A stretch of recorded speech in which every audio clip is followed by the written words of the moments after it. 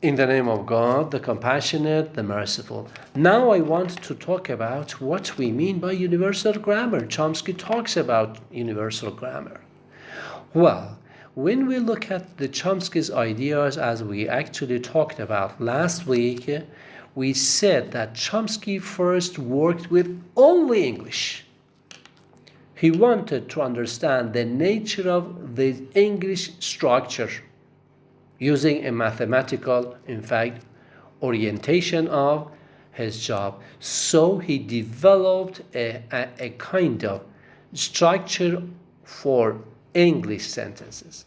When we actually go with these dates like 1957, we go to 1965, etc., we see that Chomsky actually develops things related only to English. But later Chomsky comes to say, well, when it is about 1981, okay, as you see on page 4, he wants to say something. When they first, as I told you, worked on English. And his students actually worked with other languages, like French, like German, like, let's say, maybe, no, of course they don't work on Arabic at that time, because the students of Chomsky at that time were not Arabs. Well, different languages. So if there was a kind of student from one part of the world with one language, they actually worked with that language as well. So, the students of Chomsky come to understand that their languages are all similar to English. All the students came to say that all languages are the same. Well, with these types of understanding by Chomsky and by the students and by many other scholars around the world, there was one kind of idea which developed all through, in fact, linguistics at that time. Well, all languages are the same, as I talked to you last week. So, instead of working with English sentences, with English grammar, with English structure, they developed to say that instead of English, we have to say language. Which language? All languages. All languages. So, instead of saying English grammar, Persian grammar, Arabic grammar, Japanese grammar, I don't know, French grammar, German, etc., they come to say grammar of all languages. The idea is something like this, that there is one grammar around the world for all languages. Let us call it universal grammar. Let us call it universal grammar. So this is the development of a kind of understanding about the nature of, let's say, all languages around the globe. All languages around the globe. What does it mean? It means that all human beings have got something like this, the brain. Inside the brain, inside their mind, brain, there's one thing, language. It can develop to be Arabic. It can develop to be Persian. It can develop to be English or any other language.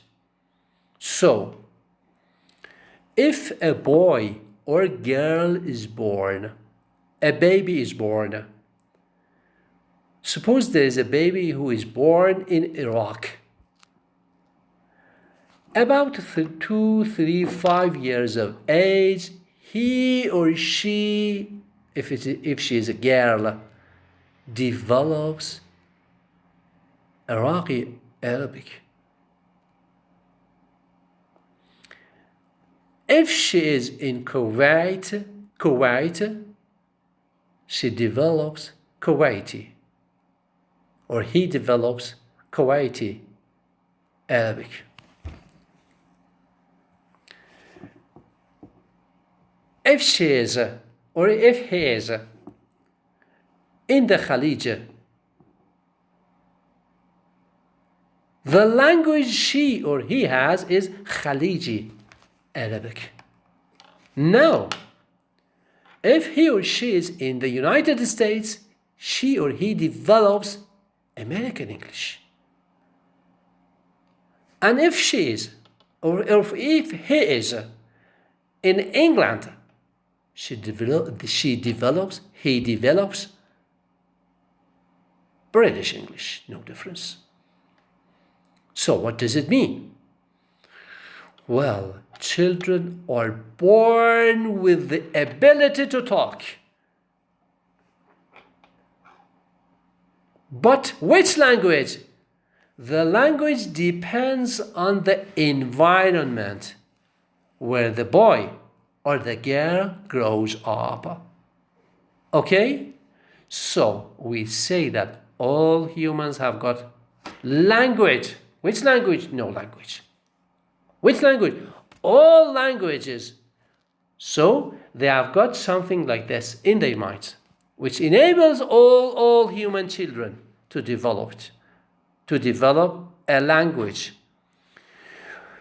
But they need environment. Bi'a. What is the bi'a? What is the environment? Father, mother, brothers, sisters, relatives, friends, etc., etc., television, etc., etc. When they are in this bi'a environment, they actually develop that language. And all human beings have got this kind of ability. Let us call this kind of ability something like this. In our minds, there is something called universal grammar. The universal grammar enables us to talk in any language we are able to talk. It is around us. Any language that is around us. Sometimes one language, sometimes two languages, sometimes three languages possible for a child of 5 to know 5 languages, 3 languages. It is possible. Suppose for a moment that a child is brought up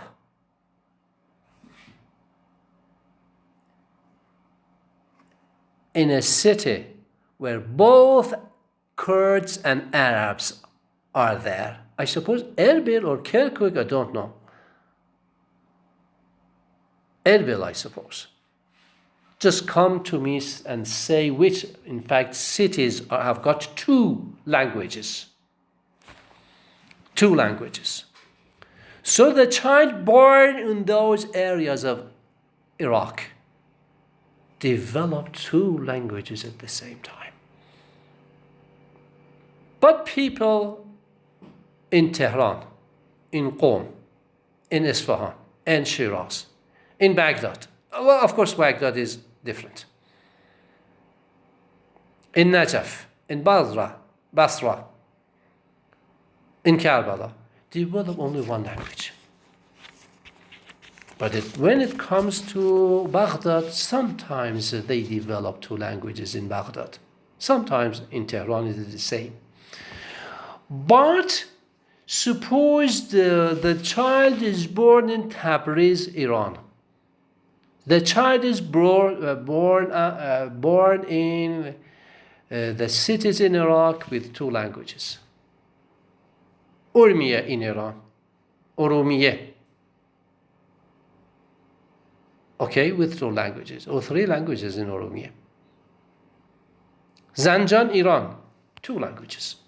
The child knows 2 languages when he or she is 5 years old. Why? Because she is exposed to 2 languages. How much money does she pay for it? It is for free. مجانا. مجانا. Okay? Me and you are exceptions. We know 1 language. When we were 5 years old, when we were 6 years old, we only know 1 language. We are exceptions. This universal grammar enables us to talk 2, 3 languages at the same time. This is what we mean. So we have got something like universal grammar. Okay? So this is what we mean by universal grammar, and we are going to continue. Okay? So let me stop, and I'm going to continue with relating sounds and meanings. Okay? This is, in fact, the second part of my presentation, the end of the second part of my presentation, and I'm going to go to teach pages following, in fact, relating sounds and meanings. Okay? Thank you very much.